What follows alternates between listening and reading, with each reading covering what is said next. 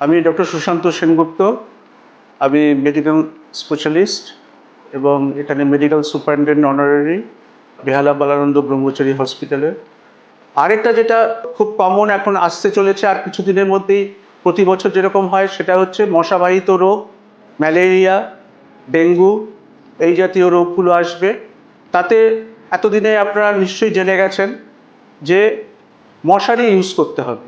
এখনো পর্যন্ত ডাক্তারি শাস্ত্রে কোনো ইমিউনাইজেশন বা প্রতিরোধ ক্ষমতা যুক্ত কোনো ভ্যাকসিনেশন বের করতে পারেনি, যেটা দিলে পরে আর আমার যতই মশা কামড়াক আমার ম্যালেরিয়া হবে না, ডেঙ্গু হবে না, এটা বলার মতো কোনো ভ্যাকসিন এখনো পর্যন্ত বের করা যায়নি।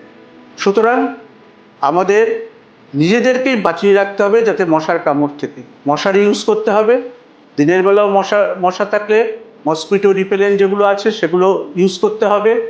আর যদি জ্বর আসলে পরে কাছাকাছি ডাক্তারবাবুদের সঙ্গে যোগাযোগ করতে হবে।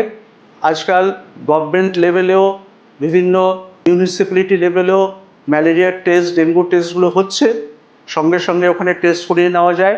এই ধরনের সচেতনতাগুলো আপনাদের রাখতে হবে সবাইকে।